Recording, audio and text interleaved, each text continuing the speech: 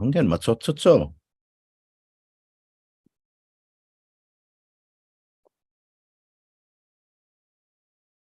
Banan matsot. Okay.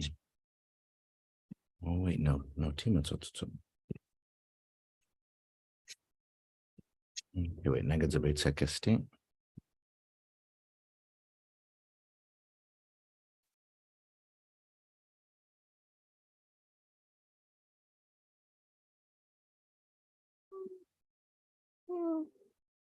Ay, hunggan lahihu.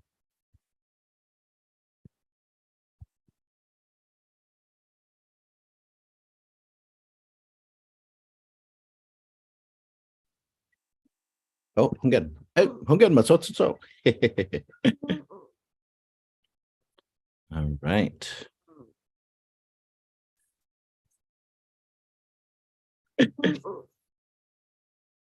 All right.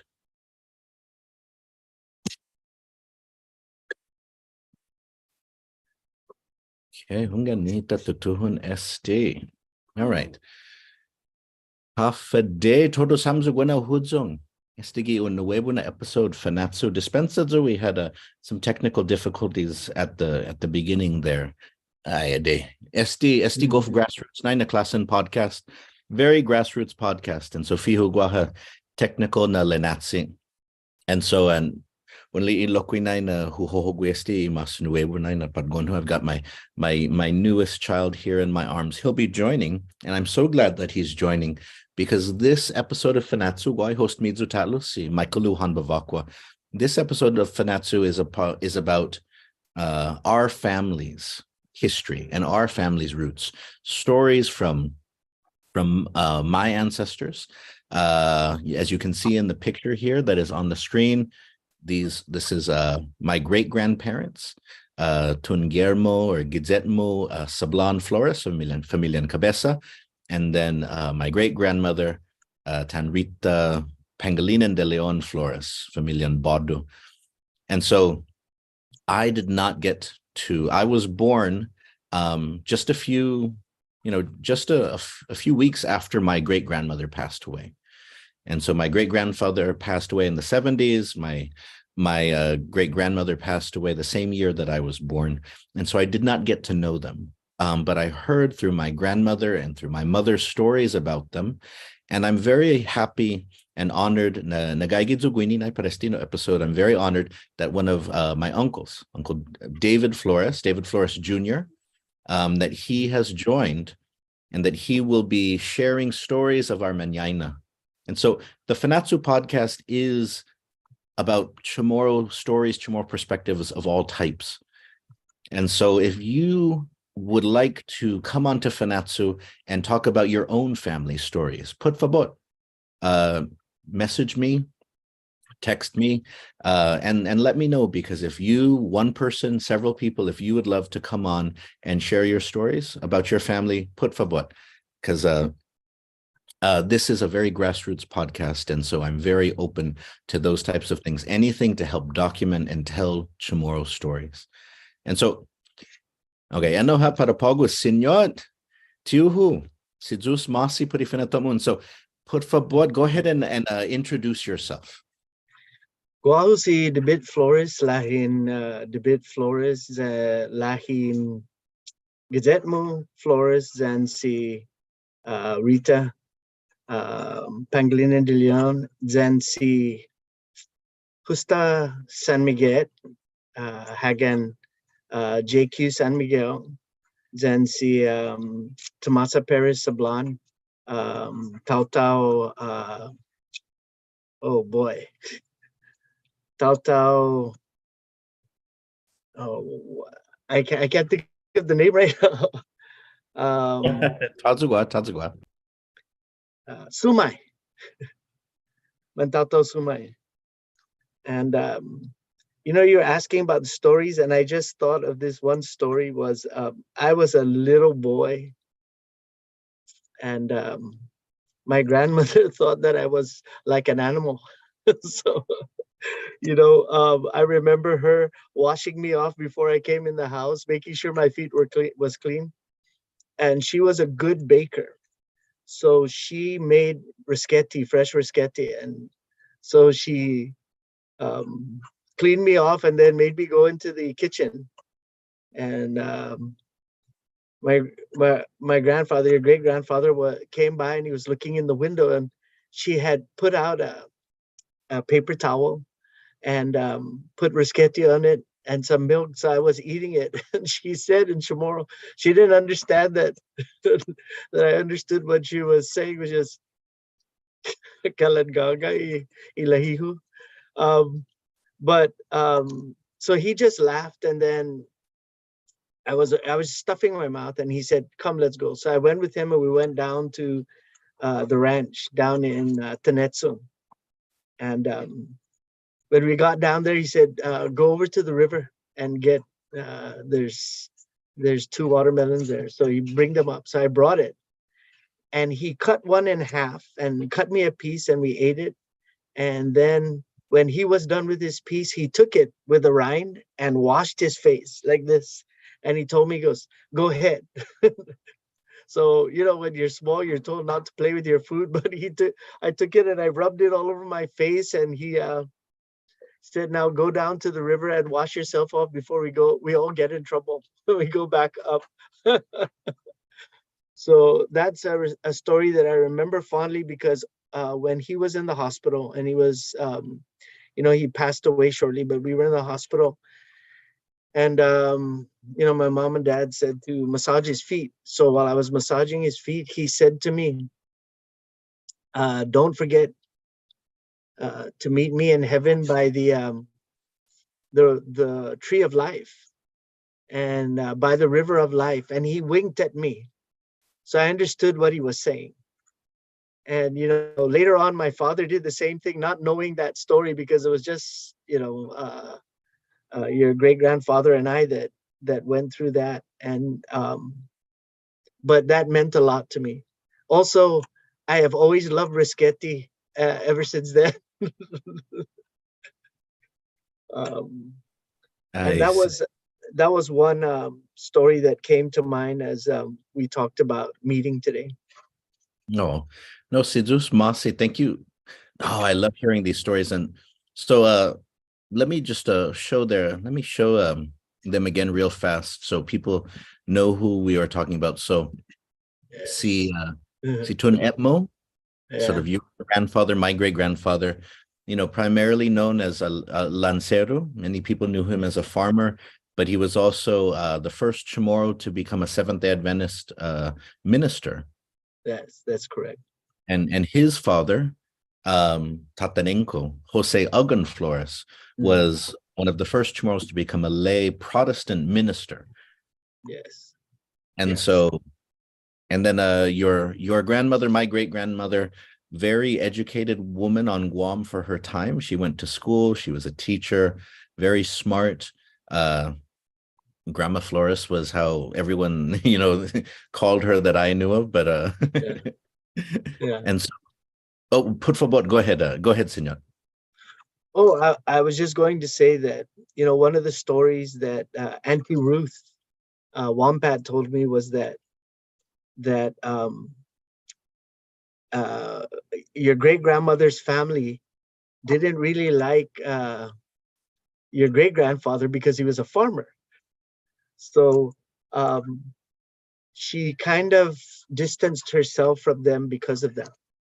But she said to me that she was older when she married him. She's older than him because she was born 1892. I think he was 1898 or 1899. But she said that they tried to discourage him because he would ride by on his carabao in a Ganyo. He would ride by. This is behind the post office near Serena's Bridge. And as he would drive by, he would start singing songs to her. So she knew it was him. And they would try to discourage him and tell him, "Go home. What are you doing here?" But that was one of the things, was that later on, they were more accepting. Well, not more. They were very accepting of him later on. But by then, she was already hurt by them not accepting him just because he was a farmer. And Hungen, when you mentioned that, I remember that story. Hungen, I think many people aren't appreciative of how, that Guam was a community, of course, more close-knit perhaps than today, but there could still be divisions about families. The gihagatnya zeni gisengsung. So if you spent most of your time in Hagatnya, you were considered higher versus if you spent most of your time in a village on a farm. And so Hungan, I can definitely I didn't know that about when you mentioned that to me. That was the first time that I'd heard that part of that story, that there was some sort of disagreement, displeasure there. And I wanted to also share this picture right here because you were mentioning Ruth. And so as I was preparing for this, I did go through and look through some of the pictures that when Grandma passed away, I got her many of her photos. And so Gaigi si Auntie Ruth, gi esti na banda and esti, Gaigi si Tatomo. Gi banda.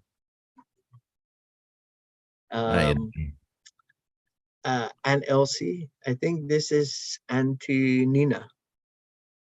Oh, and that's your grandma. Yeah, I did. As Auntie Connie and Uncle Ping. And there's Uncle Bill. Uncle Bill and I think this is Aunt Elsie. Is this Auntie Julia? Which one? The one sitting here, is that Auntie Julia? Haidinko? I think it's Aunt Elsie. I could be wrong because when they were younger they looked so different, right? That's Hungan. I mean, because I knew them when they were all older.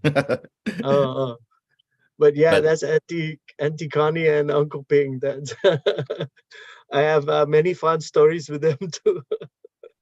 But share more stories, Okay, so Uncle Bill, he was really raised by the De Leon. So one of the things that they did was they allowed him to smoke and drink. So Grandma really did not like them because they did that. But when he would get together with Uncle Ping, they had a little man cave downstairs in Mañaina. So he would call Uncle Ping and they would go downstairs. They would call my dad, and sometimes I would go down there and then they would tell me, hey, you're not supposed to be here, only adults. But that's when they brought out the hard liquor. and they would drink and talk stories and business and things like that. That was a common thing every time we visited Uncle Bill in Mañaina. But another story is, do you know the story of Good Soup Candelaria? Ahi. Okay, that's a saying here on Guam, Good Soup Candelaria. And Candelaria was my dad's grandmother. So your great grandmother. And she would often make soup for the workers. And when she would make the soup, it was good soup. So she would make the soup for them and they would always say, oh yeah, good soup Candelaria. So that was a little snippet I remember just because I have soup here. Something else that I remember was that that the story that I remember most with your great grandmother is that she said that every morning she would sneak out onto that I don't know if it's a patio, that it's still there now, and it overlooks the chocolate house. And she would sneak out there and the workers would call her down and she would get hot chocolate and then she would sneak back in before they caught her. But that was a very fond memory because when I go over there, I remember that was her as a little girl playing there. And the other thing that I remembered was that that Grandma Flores was she was very formal, and that's why she thought I was like the Gog was because she was very formal. So she was very polite and very much schooled in the ways of the court. right? The Spanish court. So she was like that, and they were kind of an odd couple because um, your great grandfather was a true farmer, you know, but she was always very prim and proper, and he was more laid back like the farmer. So he understood why I like to run around and get dirty and run through the banana trees and go pick mangoes. He understood that, you know, that desire. But for her, she was just like, he's like a little animal running around, just getting dirty. Hunga, Uh, no, Sidus Masi, you're shedding light on things like, because when I asked my grandmother, like put idos sainanya, I was uh, like, half in a class in Taptoes Indos, and you know, and she described, go foot mat, yeah, Nanya, go recto, yeah, strict, very firm. yeah, Then half tomo, oh, he's Zanya Tsumali, much more fun, much more lighthearted. And yeah. so Hungan, you're adding more texture to the odd couple, the Yes, odd couple dynamic. they were, and they also were not happy that he moved them out of Aganya to Talafofo. And I think I told you a little bit about that, was that there was land that was for sale and it was cheap. But on top of that, there was a company that offered to clear the land. So he was like, what a good deal. I could buy the land and somebody else would clear it. But little did he know that it was an ephit forest. They pretty much cleaned out the ephit from Talafufu. So by I the time he knew about it, was already pretty much done. But you know, he got money from that, and I guess in a backhanded way, he was able to benefit from that. But you know, the other thing about that was uh, your great grandmother used to babysit um, Father Duenas when he was a little boy. So she would take care of him, and so he thought of her, um, I think, as an older sister. But what she said, that he would come into Aganya, and you know where the cathedral is now, where that road that runs in front of the cathedral, between the cathedral and the post office, that was the river, right? Because the river was diverted, so it would run right across there and then curve up towards the Serenas Bridge. But he said Father Duenas would come down, and from his weekly visit from Inalahan, because he was the priest down there, and he would come into the yard and he would be playing with the little kids and kicking the soccer ball around, and and then he would he would be shouting out her name, right? And of course, in Aganya, the sound carries everywhere. And she used to say to him, "You know, you're going to get in trouble because I'm not Catholic." And and he goes, "Ah, it's okay, right?" Um, so I that was something that I didn't know until, you know, my mid-teens, when she talked about that she was very close to him, and then when he was killed by the Japanese and beheaded, she took that really, really hard, because he was like a younger brother to her, or even almost like a son, because she watched him for so long. So Auntie Ruth was the one that told me that, yeah, that was one of the things that made her weep during the Japanese occupation, was that Father Duenas was executed. But yeah, little sad part, but yeah. Um, thank you for sharing that, because I think we come from a family line which is different than many other Chamorros in recent history, because I always tell people that I'm Chamorro, but unlike most Chamorros, I'm not Catholic. And okay. but that my family hasn't been Catholic for about a century already, Yeah, for more than a century. And so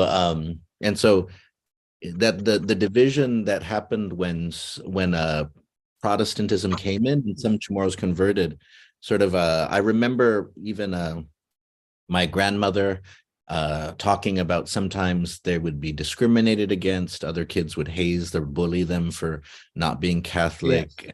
Sometimes I remember Uncle Tommy Cruz. He said that when he was in elementary school, there was one teacher whose family is still very strongly Catholic today, and that she would grade him badly. She would punish him, simply just because he was from a family that wasn't Catholic, like Chamorros were supposed to be. And so when you share that story about Father Dueñas, that he still felt strongly connected to his relative, even though he was a representative of the church, it's a good reminder, a good reminder that even if sort of your belief systems may put you against each other sometimes, there's still ways that you can find common ground and common humanity. And so thank you for sharing that. And that was something that was that Auntie Ruth said that she shared with her, that your great grandmother would always caution him, but he would be like, you know what, we're all Chamorros here. So, but he also said to your great grandmother that that him coming to visit her was just as important as him coming to visit, coming downtown to the church for their weekly meeting. So she described him as holding up his priestly garments and playing soccer, kicking the ball around in the front yard, and chasing the chickens that were getting in the way with the kids. But that is a very important thing to remember, because I grew up with both sides of the family. My mother's side is very Catholic, but my dad's side, of course, being Protestant. So I remember as a little child being going with my mom's sister to church for for mass, morning and at night.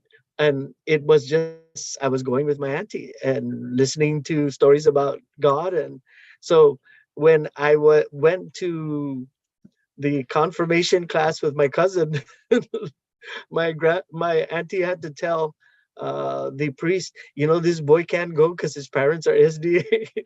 But up to that point, I was his favorite student because I knew all the Bible stories. So it was a funny conundrum, just that you had to you had family that was different, but they were still family. And That's going to mass with my auntie just was normal. Yeah, no, it's funny that you bring up the Bible, because that was something that always because I went to Seventh-day Adventist school, Guam Adventist Academy. People always ask, "Oh, what high school did you go to?" And I'm like, "Well, I went to high school in the States, but I went to GAA on Guam, Guam Adventist Academy, where what's it called? You're the valedictorian, but there's only 2 students in your class." Right. Or you're top 5, but there's only 3 students. And so people would always say, but it would be funny because, growing up at SDA, you spend a lot of time with the Bible. And what I noticed, at least, not everybody, but what I always noticed is that Catholics don't necessarily spend a lot of time with the Bible. There's other sort of connections or commentaries on it that they spend a lot of time with. But so that's why I always found that if you grow up SDA, you're like a Bible encyclopedia to Catholics sometimes, because they're like, "What? How do you know that?" I'm like, "You didn't have to take Bible class. You didn't have to read the Bible every night with your grandmother." Well, I think it's changing a little bit now, because my grandchildren go to Bishop and St. Anthony. And so when they come back, they are talking about some of the Bible stories about Jesus. So that's different. But yeah, I went to GAA when it was GMA. But my senior year, I played football for FD. And so it's kind of funny, because everybody thinks from, then when I played football with them, they all think I went to FD. But no, I only could play for FD because the GMA didn't have a football team. And so I didn't play with them earlier because they had a concussion not really protocol, but the doctor said you can't play anymore. And so um, by that time he was gone when I was able to go back and play football for them. But yeah, that was a good times with Coach Hal Sharoma. Um, one other thing that one other story that I wanted to tell you, and this is a World War II story, was that your great grandfather told me this, and that they were on their way to Interlahan, because they had family there, and they were starting to go down, and then they heard um, gunfire when they got to the past the Talafofo Bay. That wasn't a real road, so it was kind of like you had to ride the Carabao through. So they were going to go down there early for they used to have a like a if not a flea market, but like a little thing where they sold the vegetables and fish that they caught the night before. So they were starting to head down there, and then they heard the gunfire. So they turned around and they went back, and that was when the Japanese were invading, and they were going into Malesso Pier. And they told me that great grandfather told me that there was a guy down there that they just nicknamed him Carabao, and I can't remember his name, but he was a very big, strong guy. And when they went down there and um, the Japanese were invading the pier, that he took the he took the gallons of gas and water, the 50-gallon drums, and they were just spraying the beach so that the people, they were killing women and children. So he went to the pier and he got those and he started throwing it down on the boats and the soldiers that were coming in. And according to my grandfather, he emptied the whole pier before he finally died. But that was a story about how strong the Chamorros were, because he was picking up a 50-gallon drum. And people say, well, that's not true. But, when you're in the moment and there's adrenaline, I had a friend who picked up the front end of a car when the jack collapsed and fell on one of his friends. So he picked it up by himself. So, adrenaline can do a lot for you. So that story, people were saying, oh, that's just folktale. Actually, your great grandfather said, no, that wasn't, because that he was really sad. Well, everybody was, that, about, nobody talks about it, but it was the Malesso Pier massacre, because they weren't killing soldiers. They were killing, women and children as well. So, and about the whole thing about the Japanese sending the young men into caves and then trying to collapse it and killing them. So that Mhm. was something that was another sad moment in time. The other thing that I wanted to say was that today in our culture, we are so much about what can you give me, what can you give me, and we're dependent on the government and other things for what can you give me. And before they started the welfare program, it was always that even if you were poor, you brought something and you shared it.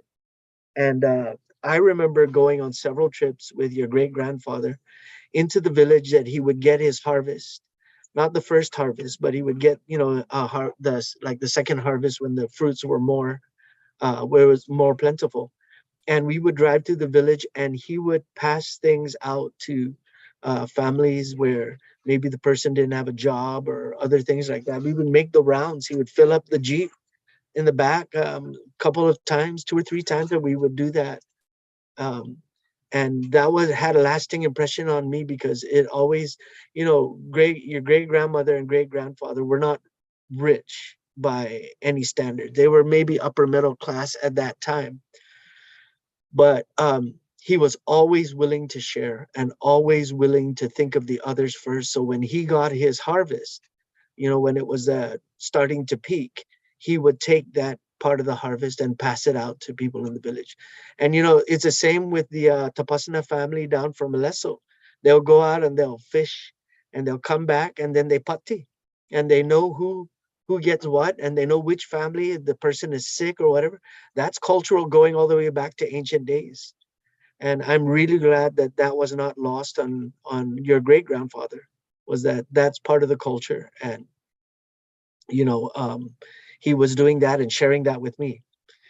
I was too young to understand, all the fine points about it. But today, looking back, I do understand the importance of that, because in our culture today, we're always, oh, what can you give me? What could you do for me? What can you get for me? We're losing that part of the culture about it is more blessed to give than to receive. Because you look at, like I remember Talafofo fiestas. When you go to that, um you would just be walking by and you would see people out on the road inviting people in. Oh, I already went to that fiesta, just come in, at least get a drink. And that was very different. So when they would come to the fiesta, even if they were a poorer family, they would bring what they had. If they had fruit or vegetables or whatever, they would bring that and share that when they went to the fiestas. And today, I don't know if they do that anymore, um, or if that's an important thing, that when you come to the fiesta, you bring. A lot of times when you go to the fiesta, even before the table is blessed, they're already baluted. Hunggan, I think I de no denuncio. I mean, even though I haven't had as much experience in this as you have, sort of seeing more over time, more changes in life. But I mean, I definitely sort of get that feeling too. Another thing that your great grandmother explained to me was about the names on Guam. So, for example, in Alahan, she said they didn't just decide to change it. She said the cartographer that was assigned to do that wrote it so that the Spanish would understand. And so the Castilian dialect had a little, lisp and some nuances that were dialectal differences. So, for example, Inarajan was spelled as Inarajan because they couldn't pronounce the L sound. They made it more as a J sound, like in jalapeno. And the L sound, they put it as an R, and the han at the end they changed to J. So Inalahan became Inarajan sounding.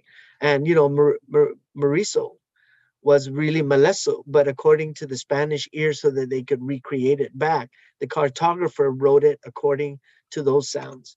So it wasn't like it was a distinct attempt to get rid of the names on Guam, even though the Spanish did try to wipe us out and made great effects even in the language to try to destroy it.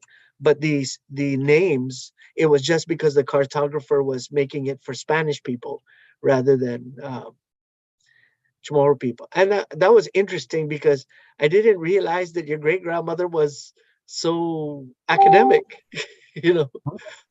No, I love to hear stuff like that, because sometimes when we look into our past, we think, oh, our grandparents, our great grandparents, they didn't know anything, they didn't know any better. But that's not true. They had time to think about the things around them. But part of the issue, though, was that they weren't empowered to kind of do anything with that knowledge except to share it, to put it into song, right, to tell stories. But I love, that idea that you could go and take a linguistic class, but then and learn stuff like this. But at the same time, it's something that our ancestors already had their own understanding about, like so that's why I love to hear stories like this that show that our Mañaina, our ancestors, they weren't just sitting around, waiting for the colonizers to change their flags. Right. Speaking of that, your great grandfather, he he told me one time, and I really didn't understand, but he's like, tronco is not chamorro, that's Spanish. And so he was discussing with my father about this, and so he said, the reason why the chamorros didn't have a name, like for the trunk of a tree, is because every tree was not just a tree. It had a name. So the Nizuk was not a coconut tree. It was just coconut. And so the breadfruit tree was lemai. So he was saying that we should say, instead of tronco, he says tatautau, which is body, right? So he was suggesting that. So it was an interesting discussion. I didn't really understand what they were saying. I'm just like, can I have more watermelon? But I do remember them having that conversation. Yeah. Wow, I love that. I love that. Please share any more. And if so, for para hamzuni umeega, if engengwaha question minzu put favor, pegagi chat. I mean, we have Senora Lillian Cruz, who's a Fanachu super fan, and she says, David, I have enjoyed your guitar playing with your students. Thank you Oh, for music. yes. And so Yes. if you haven't, go ahead, put favor. Oh no, I was just going to say, the thing I really regret was that I did not start writing music and playing the guitar till after your great grandfather passed away. So I was fortunate that your great grandmother was able to hear some of my songs and hear me play. Um, but that was one thing, was song was very important. So when we would visit them, he would always want us to sing a hymn before we left. But one of the songs, and I don't even know why, but I guess it's just a Chamorro tradition, is somewhere there was always "You Are My Sunshine." So I'd be like, Oh, oh, yeah. okay, what has this got to do with anything? But it was, they'd always throw that in. So, I always have my guitar students learn how to play that, because it was a tradition, going back, that in your backyard barbecues, when you sat around and started singing, eventually there was "You Are My Sunshine." Bungan, it's so true. No Yeah. guf denuncia, no, it's so true. I mean, even me, because the funny thing is, even though that song, I always feel compelled to sing it to my children. You know, Ah, uh, even though it sound, the lyrics are like, "You're never yeah. gonna find a love as good as me." Yeah, right. Well, we don't sing the second verse. That's true. um, Hungan, just Hogui Flores. Now, yeah, that's yeah, that's right. I'm jumping subjects again, but I remember you were talking about the differences between Catholics and Protestants, and I remember that, a lot of my students would ask me to help them with their choirs. So um, I would even sometimes show them how to do it. So sometimes I would come and sing with them, but I would do arrangements for them. Um, but they had to get permission to do that, and not all of the priests would allow it. But I remember that I talked to Father Daniel one time. He was an uncle from my mom's side. And he said to me, he goes, "Who are you singing to?" I said, "To the Lord." He goes, "Go ahead."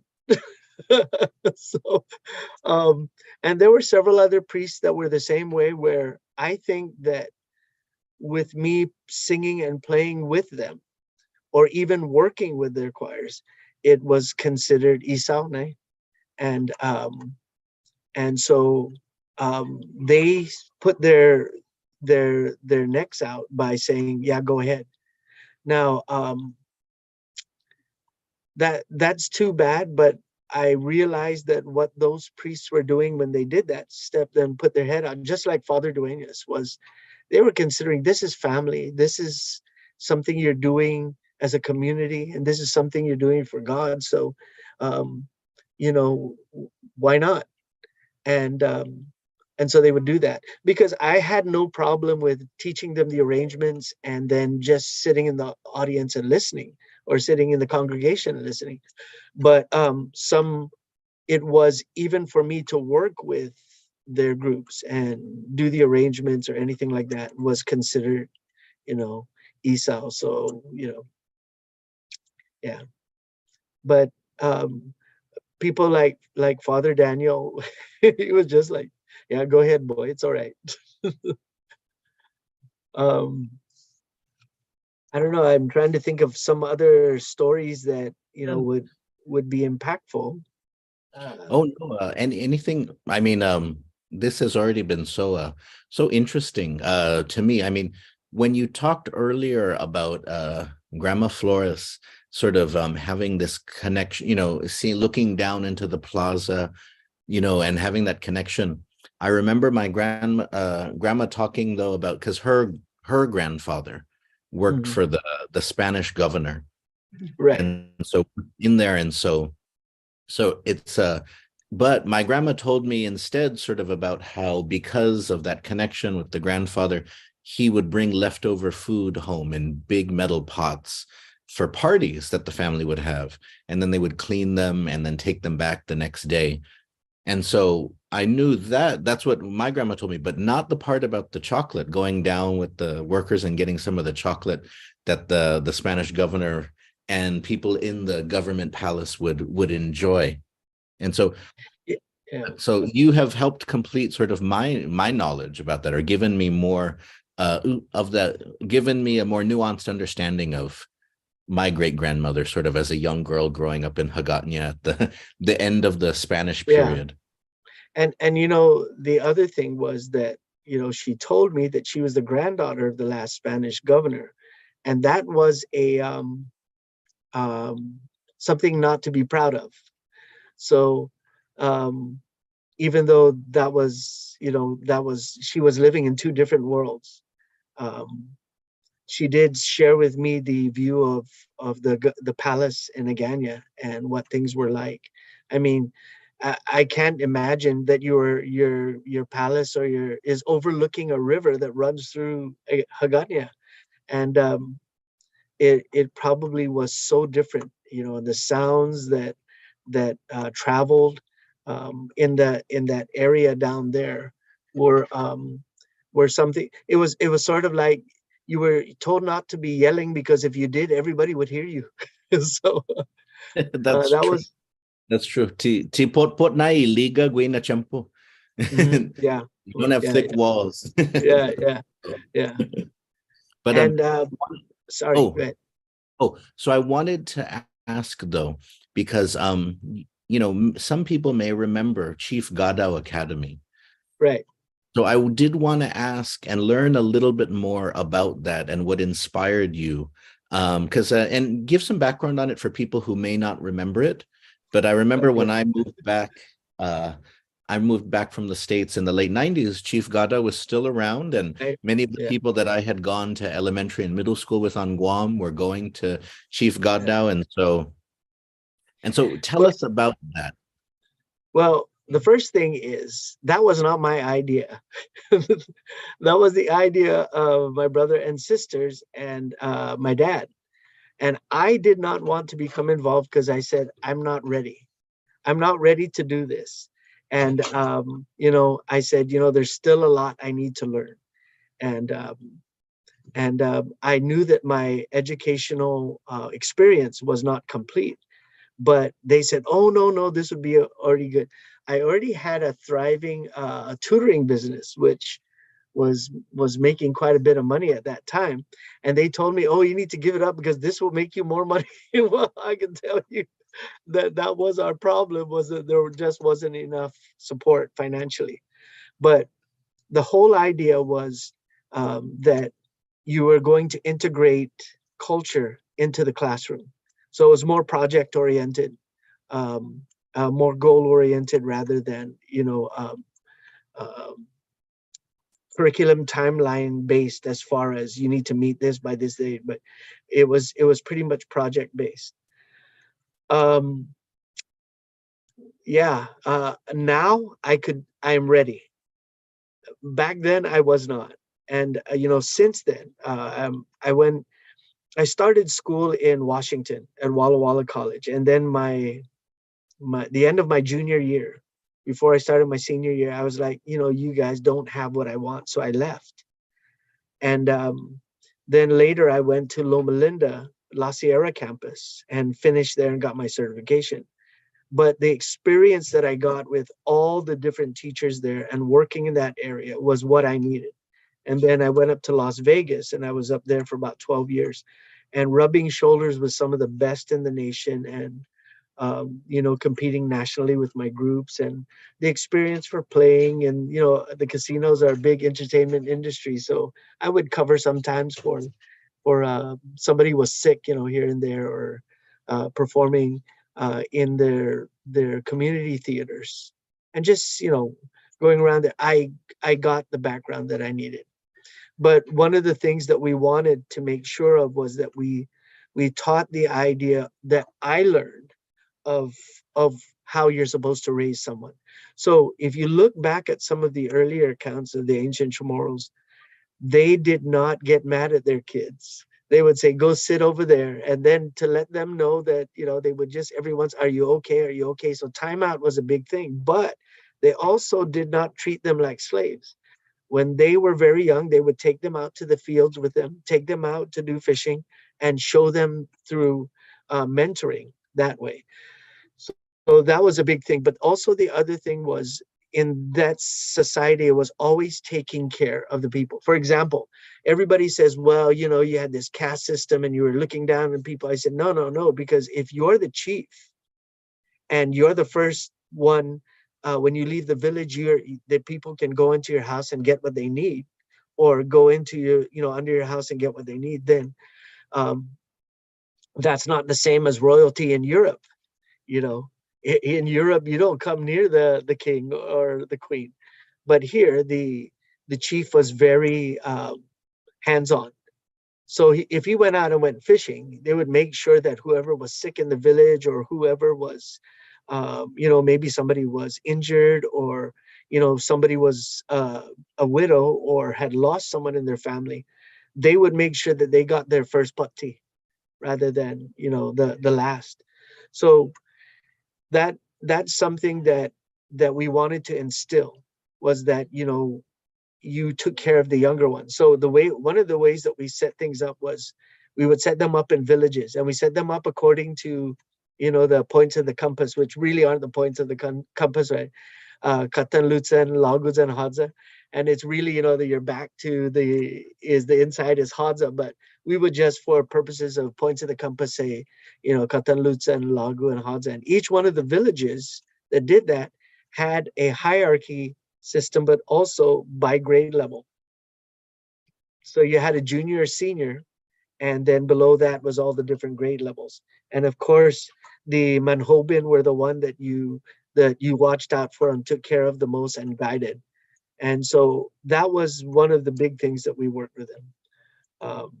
But yeah, I was not ready at that time. We did have some very good, we had a very good octet group. So when they performed, elsewhere, they were really good. And we did a lot of Chamorro songs, and also songs that I wrote, um, uh, either Chamorro or cultural. And that in essence was fun. But I don't think a lot of people know that Angel Ray Santos graduated from Chief Gadao. And so late at night, I would have conversations with his dad. Angel Santos would come by, because at that time, he and Angel Ray had a very it was, I don't want to say contentious, but they didn't, teenagers and their dads, they don't always agree, right? So he would come by and he would talk to me and ask me how his boy was doing, and tell me what his boy would say during the day, and saying something about arguing, and Mr. Flores said. So we would have some discussions, usually about Angel Ray. But I don't know if people know this about Angel Santos, but he was very concerned about his boy. And that's why he would stop by late at night. And sometimes it was just him. Sometimes it was him and, maybe a couple of the other people from Chamorro Nation that, were helping him. But usually it was just he and I would sit around and talk. And yeah, so with Chief Gadao, that was one of the fond memories I have, is sitting and talking with Angel Santos about his boy, because there were things that he couldn't ask his boy, because they would end up with an argument. And one of the things I know that Angel Ray kind of resented about the Chamorro Nation was they took my dad away, because he was so invested in that. And Angel Ray said that before that, they would lift weights together, they'd play basketball together, they would do boxing. And that dwindled off when he started going into Chamorro Nation. So that's fond memories from Chief Gadao is Mm. Angel Santos. And Yeah. but No, it's interesting that you bring up that connection because the few times that I met Angel Santos, because by the time that I was becoming much more involved and conscious, esta kaleng malongo, esta malolongo itaw. yeah, And so but when I would go, he would come to the Agana Heights SDA church, and yeah, he would sometimes sit in the back row, and yeah, sometimes grandma would sit next to him. And so the few yeah, times, that I talked to him, it was just kind of in passing, because I was learning to speak Chamorro, and then he was such a Chamorro presence, and a lot of people did not know that about him. And I remember Auntie Evelyn Itzat Lumo, she would always talk that, towards the end of his life, Anghet became worried about the spirituality of his people. yeah, That's what something that drew him to the SDA religion was sort of like the fact that when he went to the SDA clinic, the doctor said, here's a medicine, but you should also eat better, and yeah. if you feel comfortable, we should pray about this too. And so you making that, you helping make that connection for me about Angel Santos towards the end of his life or later in his life. Yeah. When he was sick and he was staying in the Manila condominiums, I can't remember the names of it, but Dr. Wes Youngberg would bring a doctor, and they would go and visit him during the week, and they asked me to go with him because Angel asked Dr. Youngberg if he knew me. And so Dr. Youngberg came up and said, "Hey, can you come and play the guitar?" So I did. I went over there a couple times and played for him. And by that time, he had lost so much weight and everything. But it made me think about those days when we would sit under the tree and talk. And one of the things he said was that they had that whole thing on CNN where he spit on the guard. So he said, he was military police before. So he said, when you put your handcuffs on somebody, if it's not going to be aggressive, you would put it with the hands together. But if you wanted to be able to control them, you would stick the hands one on top of the other. And so he told the guy, he says, don't do that because I have an injury. And so he said, just handcuff me the other way. And the guard didn't listen and handcuffed him arm on top of each other like this. And when they did that, he yanked up on it. And that's why Angel said, "Man, what's wrong with you?" and spit on him. So they saw that, and everybody, even Chamorros are saying, "Hey, Mamala," it says, or that he had no respect, respeto, no, and it wasn't that. It was just that the guy deliberately did that when he didn't have to. He didn't have to do that. And so a lot of people don't know that is that Angel, when he did that, that was the backstory. And all we see is the CNN story, which is, Chamorro rights activist spits on the colonizer, which was a good picture, but Mhm, what the backstory was, there was no reason to do that. And it's not like our people or our protests were violent, right? mhm. So, No, very true. No, um, I think you- oh, por favor, consigue, oh senor. Go no, ahead. I was just gonna say that your grandmother was the one that told me. She goes, "Yes, we should appreciate Angel Santos because of he's standing up for the people and the culture." And he goes, in today's world, and even from the time I was growing up, it was not Fanogi Chamorro, it's Fatatsum Chamorro, because we're taught not to argue, and it Comprendo. wasn't. I think that was even before the Spanish. We weren't we were just not very, you know it's like everybody says that the Chamorros were warriors. No, we weren't. We were great barbecuers and great fishermen. But we are one of the only islands in the Pacific that do not have a form of hand-to-hand combat. Because in Ponape you have it, in Cook you have it, Palau you have it, but on Guam you don't. We just have the sling stones. So it's not like we were very aggressive or antagonistic. And Angel doing that, I mean, look, his kids, according to Angel Ray, that was one of the things he had to give up, was time with his kids, you know. And when Angel Ray talks about his dad playing basketball, I remember one time we were at the Barragata basketball court, and Angel Ray asked me to stop by. And so I stopped by, and they were playing and everything, and I was just watching. And then this guy walks onto the court. It was Angel. And he walked on and played. And I never saw a bigger smile on Angel Ray's face than that day when his dad was playing with them.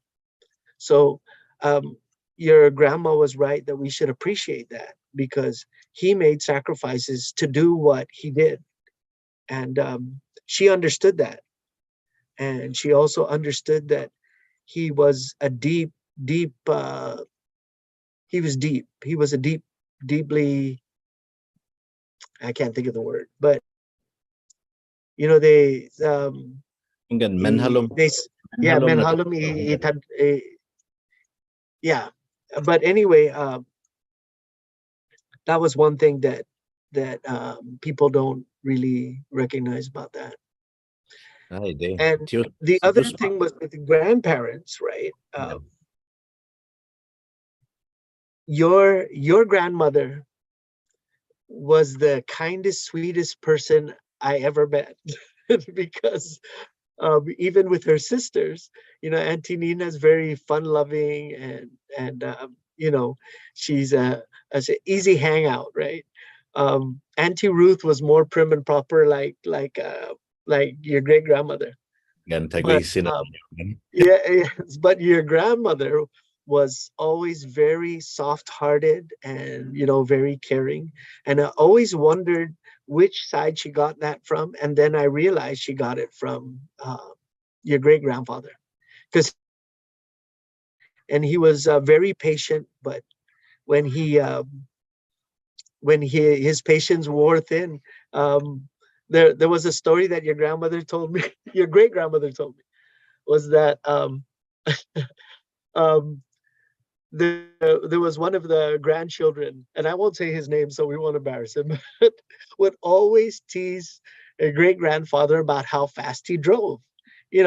And he would be driving the Jeep, but he would always go slow because, in the village could be somebody's cow, somebody's carabao, or somebody's kid running out of the road. So he would drive slow. And he would always say, yeah, well, your grandpa, you just drive slow. And, I could drive faster than you and all that. So one day, grandmother he said, okay, come here, let's go. So he got him in the Jeep, and they went to the Notre Dame side of Talafofo. Now, when you go down that side, now it's concrete, but back then it was gravel. And they would just pour gravel and, just pour gravel every time it wash out. So it wasn't like a real stable road, but he took that road doing 60. And when they got back, your great grandmother was so mad at him. Why are you doing that to the kids? And she said that he was frozen to the pole of the Jeep, and that he had peed in his pants. And your grandfather said, well, is that fast enough for you now? And walked away. But your great grandmother was so mad at your great grandfather because he did that. I thought it was a great story myself. Oy. Ay, di. So you're bringing to life. I mean, and my grandmother, I knew mostly the sweet and warm and compassionate side to her. But as I remember that when I first started to kind of speak out about issues of social justice, Chamorro rights, and so on, I remember sometimes people would tell me, "Oh, what would your grandma think about this?" I'll tell you And what so, you would think. and so, and so I appreciate you sharing that, because I always felt, and eventually later in life, I got to know more of that side of my grandmother, that she was somebody who was very warm and caring, but also there was a strength, and there was also sort of a desire for change too. That sort of that somebody had to change things, and so Hugo Fagradesio, I appreciate you sharing even just that little story about her. Yeah. With Gadao, whenever I would ask my dad, I would write a song, and if it was in Chamorro or there was any Chamorro, I'd always ask him, is the grammar correct? Is this? And he would always say, go ask Auntie Bidbit. So your grandmother got to see many of my original songs in their raw form before I had any changes. And she, you know, taught me what some of the rules were and not to worry about this or that. So, for example, one rule is that in Chamorro, you always accent the second to the last syllable. But she said, you don't do that for names. So when I came up with the name, after talking to her about that, I came up with the name for myself. Translated, the name David is beloved or well looked upon. So when I translated it, I put down Magofatan. And she said, that's fine because it's a name. Because normally it would be Magofatan, right? And so that she said that was one of the rules, that if it was not a proper name, you followed the rule. But if it was proper name, it could be changed. So she did many, I want to say she saw 90% of the songs that I wrote and helped with. She would I'd always ask her, is this okay? Is this the way it is? Because I didn't want to just put something out there without first checking with anyone. So there's one song that I wrote, which was Salamlam. And boy, I can't remember the words to it. But when I wrote it, I asked your grandmother, I said, would people understand this? And so I, read the lyrics to her, and she thought about it. And then she said, if they're deep thinkers, they will. If they're just shallow Chamorro linguists, they might not. And I remember that we performed this for Bennett Dunca's daughter-in-law, I think. It was his daughter-in-law. I don't think it was a granddaughter. But we performed it for the classroom. So Bennett Dunca was there. And she said, I heard this song before and I didn't understand it. But now that you've done it again and I had a chance to think about it, I understand. And it was talking about Salamlam, Salamlam, Giiluhu. It's talking about lightning. And she was thinking, what? You're going to have a stroke? And then she goes, oh, no, I understand. It's like your thoughts are rushing through your mind like, electrical impulses, which is what I was trying to get across. So she understood that. So your grandmother was the one who told me, yeah, if they're smart, they'll understand. But if not, they won't. And I said, so what do I do about the ones who don't understand? She goes, well, just, it's okay. So, because when I asked my dad about that, I told him that. He looked at it and goes, oh, this kind of looks funny. So I told your grandmother that he said it kind of looks funny. And she goes, no, your dad's a smart guy. He's just probably joking with you. He wasn't joking. Okay, wait.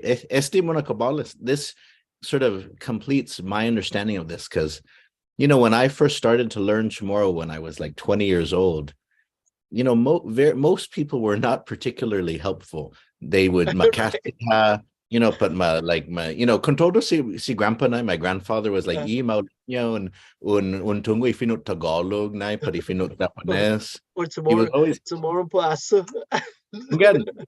Grandpa was always teasing me for the first year I was learning.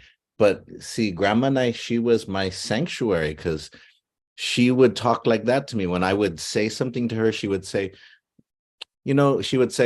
I wouldn't say it like that. Maybe you should try saying it like this. Yeah. That's how she would say. How low, but other people wouldn't understand what you're saying. Right. Right. So now it makes perfect sense. I always, because it was just part of her approach to the language. Yeah. Kind of understanding it, Gifinomu from a deeper perspective, which is that because many people they can speak Chamorro, they're fluent, but they just hear it and then they think, oh, I don't tio comprendiano or Taisensia. No, that's Yeah. not right. Latsia, no. But for grandma, a little bit more thoughtful. You absorb it. You Yeah. think, oh, then Right. guy sensia estilo. Venti y megaña ti macomprendi esti ti matungam. Yeah. The host won't get this right Okay. away. But Yeah. lo ti no kumekilik niya na latsi. That doesn't make it wrong though. Yeah. It just means that so.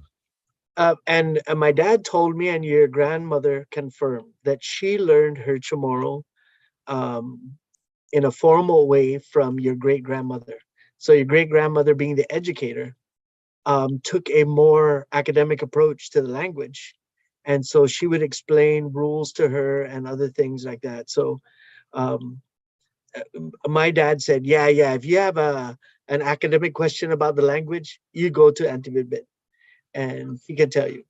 So because she was, your great grandmother took great care to teach her the rules and the formal way to speak the language. So, like, one of the things she explained was that, like, the people from Luta and Saipan, they have a sing song, right? And she said she was the one who told me that down south in Malesa and in Alahan, their sing song did not go as fast as the people from Luta and Saipan. So when they talk down south, Parahafa, no, right? It would be slower. Parahafa, no.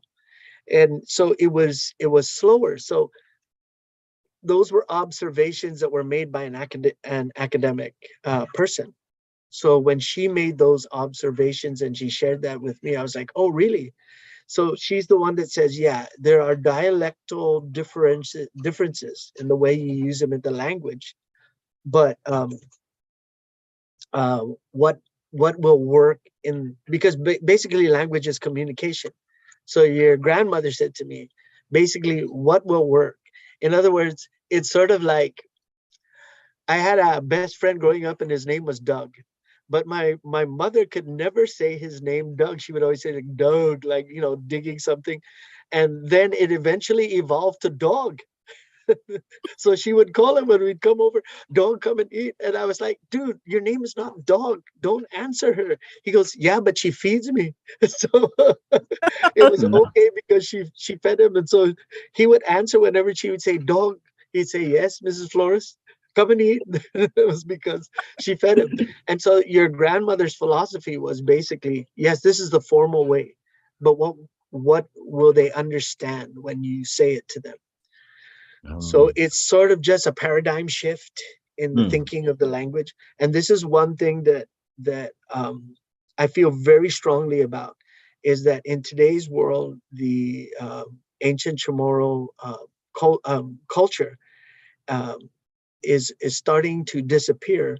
But even when you look at the language, the intent of what it's trying to say or why it evolved the way it is, it has been forgotten. And a lot of it was because of the influence of the Catholic Church on the language, because they use a lot of Spanish. But one of the things I want to say to the Attorney General and to the legislature is that even when they use the numbers, since we already have the numbers, we know what they are, they're giving the numbers in Spanish, which according to the law is illegal because there's two formal languages on Guam, or two legal languages, English and Chamorro. So that's why, Miguel, when I go to like Home Depot and they talk to me, and I will just for fun, just throw the Chamorro out to them. And then when they say, sorry, then I just say, did you know that there's a legal language in Chamorro? You're supposed to know it, but it's okay. Where's the oil at? But just for fun. Yeah. No, Hungan. I think that should be part of a longer conversation about, because we're out of time, but malago na Wow. no, lo mega na historia, una pati mega na historia na. But what you and your family were doing at Chief Gadao Academy, it's something that has been necessary for a long time. We all look at sort of the school system on Guam, and we see a colonial institution in which we kind of make little changes here or there, right? It's the same institution. Oh, but now you put a Carabao, in it, or now, oh, you add a little bit of coconut candy Right. to the colonial institution. Right. But then you wonder then why isn't it successful? Why doesn't it kind of produce students that are grounded, that kind of are overachievers? Why does it kind of we know that there's all these issues, but part of it is just because it's not a system that's meant for us. And so I loved what you suggested there, where take a step back, think about what education would have been like for our ancient ancestors, but even go back 100 years ago or 200 years ago.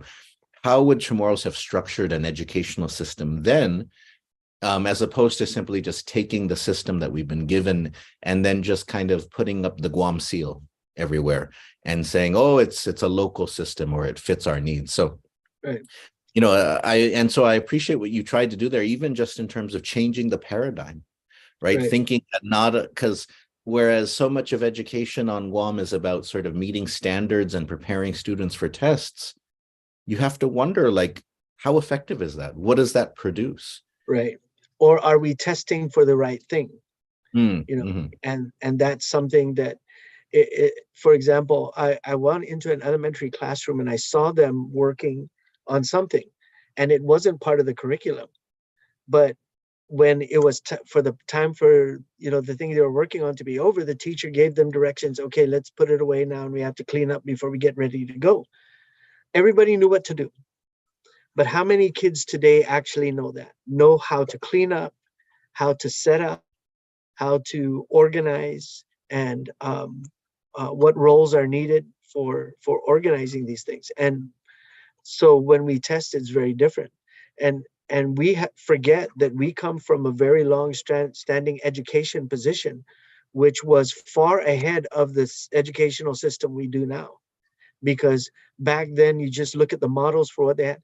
Example, we came up with a laddie stone. That's like an engineering feat for the world. And I've heard people denigrate the laddie stone and say, oh yeah, I just use it for barbecue. I stand up on it all the time. I had a fallout because down at Angel Santos Park one time, I went and I told the tour guide, you better get those Japanese tourists off of those laddie stones right now. And he goes, well, no. I said, no. You wouldn't go stand on anything else. But I had a big run-in with a talk show hosts, two of them. And they said the same thing. They were just, not a big deal. But the laddie stone and then our canoes with the asymmetrical hull are not the same as the others that they make in the Pacific, where they have symmetrical hulls. The asymmetrical hull cuts the water faster. That's why the balance for the outrigger is there. There were so many things. The sling stone. We were using the football shape long before football. And it travels further and faster. And it could do more damage than a gunshot could back then. But, you know, that's just me and my ideas of education. Siempre para to continue esta conversación. We're going to continue this another time, focusing on education, because we've got a great conversation going. But ginini fondo ni corazon hunay hu agradece na matua gwini mogi para este podcast. So un sanganiam estina storia ginini familiaku ginini familiata. I appreciate it so much. Any final words that you want to share with those who are watching? When you forget where you came from, you forget who you are. Si Diyos masi, Señor, si Diyos masi tiyo, sa para hamzu todos, ni umeega por umeekung ok esti Fanachu este episode Fanachu. Adios, está aquí.